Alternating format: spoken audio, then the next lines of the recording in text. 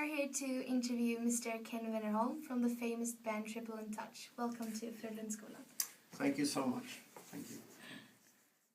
You play in a famous band called Triple and Touch. What made you famous? What made us famous is probably that we been host for several TV shows in Sweden and performing as a band and a host and musicians and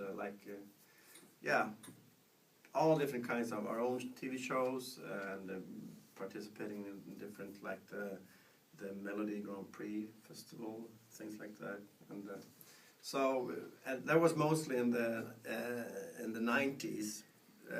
I don't know when you're born. Are you born like in 99? 99, yes. And the last show we were in was the big, På spåret. You know that? Yes. Every Friday, prime time. So that was the last big thing. And that was like 2 years ago we ended up that show. So now we have to prepare some other shows so we can keep us famous. Or, you can keep our fame, that's how we say. Yes, okay. So, and nowadays we're still we're doing concerts all over Sweden and parts of Europe too. So that's how we became famous. But we started out like in 30 years ago when we went to the music university, and we started for the summertime. We needed a job, so we had a show in the streets. So we bought this Volkswagen bus, old one, and drove around Europe playing in the streets and doing shows like all over the place. And that's how we started. And then everything we thought that was a good way of living. And then we got ordinary gigs and venues and so on. And then we just keep going like that for 30 years. Yeah. What is Star for Life? Star for Life is an AIDS prevention program and also education program that started in South Africa some years ago. How did the project start? It started in South Africa when a Swedish businessman started a private game reserve in KwaZulu-Natal and part of South Africa. And he discovered that he was right in the middle of the AIDS and HIV catastrophe. So he decided to do something about it. And since we knew him, this guy, since before, Mr. Dan Olofsson is his name, famous businessman. And he called us and asked, guys, do you want to participate in this program? We need to work with music as a tool to reach the young people in South Africa. And he asked us, can you write a song on this theme, like AIDS free, that's me, can you write a song about that? And so, okay, let's do it. And 1 week later, we came up with a song. So that's how it started for our part. And he put together a group of people from South Africa, teachers, psychologists, educators, different ways, and put this group together to create this program that becomes Star for Life. Okay. How come did you cooperate with South Africa? Well, it was natural because since the AIDS catastrophe in South Africa is so, it's a huge problem, and every third, fourth person carries the virus. That's very many. That's a lot of people. Yes. Yeah. Imagine in this room if every third person were infected. I mean that's a real disaster. So as I said, this man discovered when he traveled around in South Africa, in this part, that the whole generation, the parents didn't exist in the society. So the children are taking care of each other, or the grandmother or grandfather is taking care of the small children, but there's nothing in between. So this guy decided we have to save the next generation. Yeah. So that's why we're working with the schools and particularly the high schools in this area. It's situated It started up like it's 250 km north of Durban, close to the border of Mozambique. Okay. So that's how the connection started, and then we tried to develop it from there, so to say. As I said, we're trying to. Our vision is to try to help the young people of South Africa to fulfill their dreams and to live an AIDS-free life. And we work with a lot of positive energies like music, football, Yeah, the sports. Africans are very into music. Exactly, and that's why it's so easy. You can walk into any classroom in this area, and the class is standing up, singing 4 parts, and dancing to the music. Totally natural. So for us coming there, you know, with 2 white guys in this area, in the middle, how do you say, Middle Ages? No, and coming there and with our music, it's recorded in Sweden, and we used when we recorded this first song, we used our own children because we didn't, since we're not in South Africa, so we used our own children, tried to sound a little bit like the African style, the music. And so when we came there now, after to try out and how should this work to work with this kind of music, they were totally wild, but they didn't understand. Oh, there's two guys doing this from Sweden. Why are they here? But it took like 5 seconds, and we were singing together, and then they were standing like wild and got wild and crazy, and they really loved the music. So it's a very natural way to communicate with the music in this area. So that's why we're using the music as a tool. Well, that's great. To reach out. Yes. That's great. How many South Africans take part in this project? It's actually been since 2005 in the first school. There was like 1,000 learners or students, and now it's been like 90 schools and with almost 100,000 learners involved in South Africa and Namibia and in the first place, and we have one school in Sri Lanka as well. Yes. What other countries are involved? It's all in South Africa, and it's Namibia, which is the neighbor country for South Africa. We have like 20 schools there, and we also have one school in Sri Lanka, and soon it will be two schools. They don't have the big problem of HIV and AIDS in Sri Lanka, but they are using this program as a health project. And soon we will also start here in Sweden with this project in some schools, because Swedish learners and students also need to be motivated in their lives. They also have to have a dream for the future. And we can see that many of the Swedish young people, they don't have a dream. They are very disillusioned, and they don't know what to do with the future. So it's very important for us here. And what happens is that when the South Africans come here, the young people, the young learners, and the ones in the choir who you met, when they come here, they are inspiring the Swedish people more than the Swedish people inspire them. You know? Really? Yeah. How did you feel in the concert? Well, yeah, that was very inspiring, and it was very happy songs, and well. Yeah. And so we can see that they make a great impact, and actually the Swedish people get changed when they meet these people from South Africa. So that's a kind of opposite way as we think, because we are supposed to help them in their situation. But what happens is that they actually inspire us. So that and some of the schools have realized that we need this in Sweden. So that's why we're trying, with a little help from the communities here, to start this project in Sweden too. That's plans for the future, for next year actually. So that's why we try to create tell the young people that they should create a dream for themselves. So if they have a dream and focus on the dream and the future, for example, if you have a dream to become a doctor or a nurse or a plumber or whatever, if you have a dream, I want to do this, and then you have to stay to fulfill the dream. You have to stay healthy and not to get infected.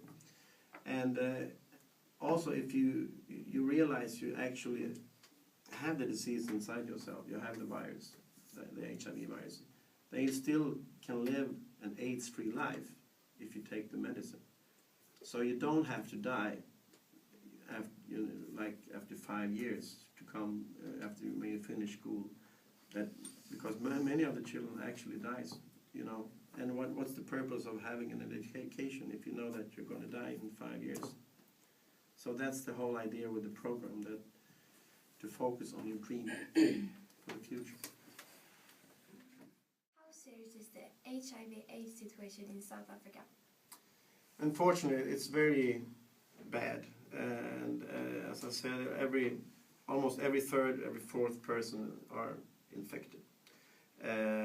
But what we can see now, the statistics says that the rate and the infections are going down for the first time since like 5 years now.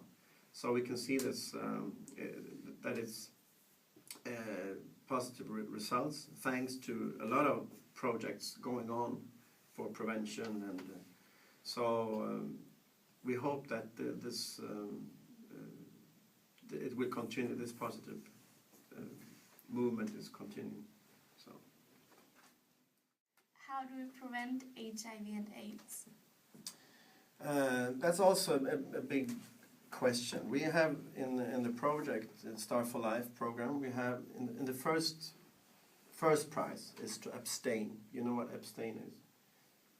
Do not have sex before you have a relationship with one person.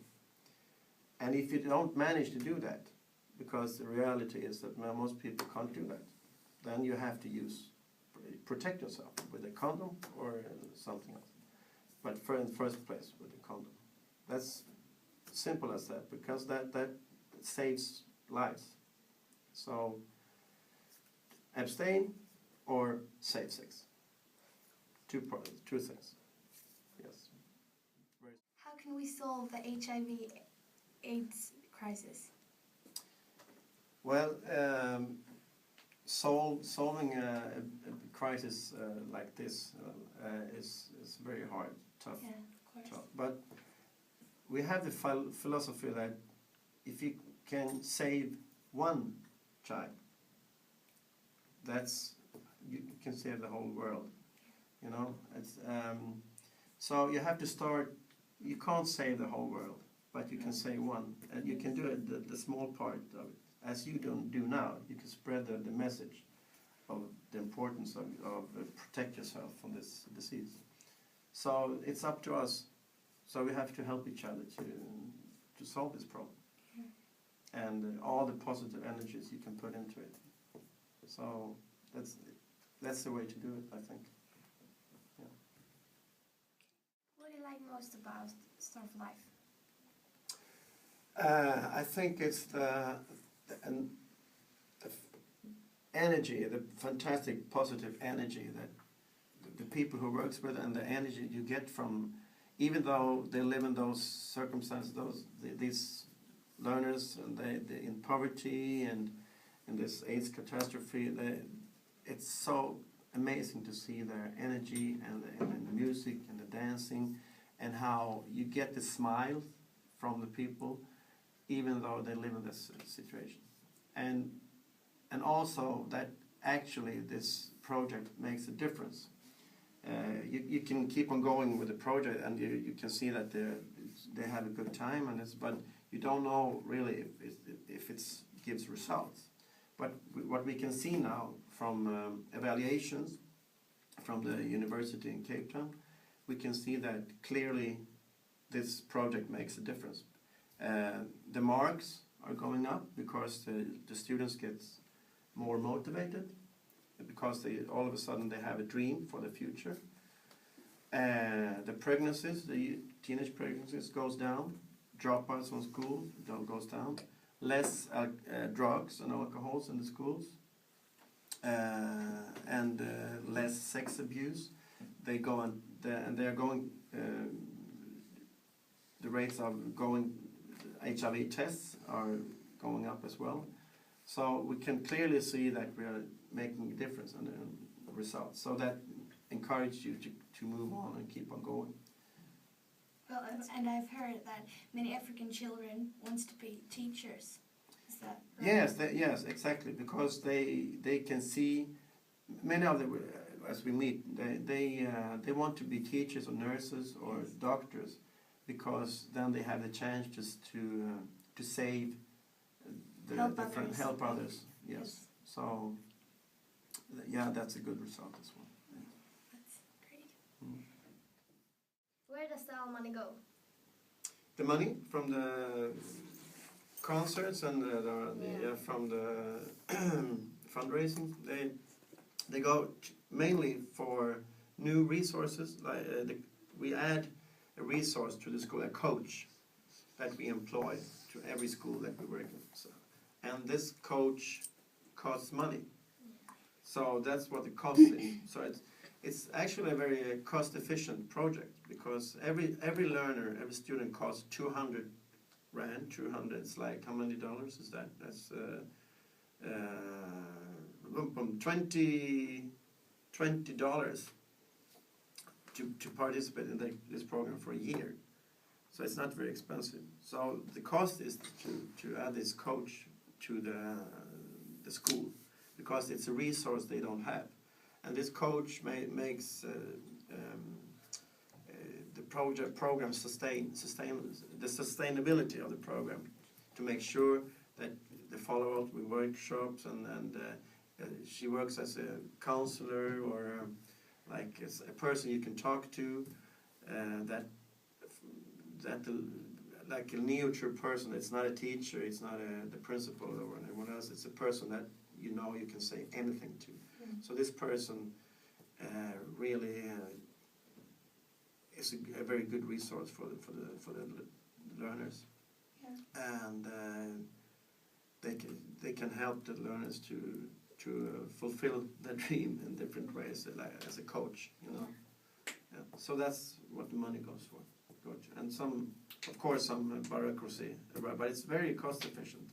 So we try to lower the cost for everything that has to do with administration and so on. So that's good. Will there be a concert next year as well here in Gothenburg? Yes, definitely. Maybe not next year, because we're changing the schedule a little bit, but definitely in the year to come. Yes, absolutely. Will it have the same theme, or will it be new songs No, we're trying to add new songs all the time so you will learn new songs and get new inspiration. So we are writing songs, and then we pick songs from South Africa, and you met the music coach, Tandiwe. Yeah, the lady. And she will make sure that she will bring some new songs for the concert. And I don't know if you told the people in the States that there were actually 1,000 students in the choir. Have you told them? No. No, you can tell them that. Now you know. Yeah, 1,000 kids like this were in the choir in a big venue. So it was a really great experience, and you were so good. Yeah. And New York, if you feel like being a partner school to one of the Star for Life school, you can contact me. starforlife.se, www.starforlife.se, and you find the information about Star for Life. Thank you so much. Taking your time and talking to us. It was a pleasure. It was a real pleasure to be here, and you are all shining stars, and I hope to meet you again, and we will sing together. Yeah. Maybe we should sing something now. Yeah. For the people in New York. Yeah. Yeah. Okay. You know the song Baba Wetu? Yes. In Zulu, and if you don't know the language, it's the language they speak when you get to heaven. They say. So Zulu, okay. Baba wetu Osema Zulu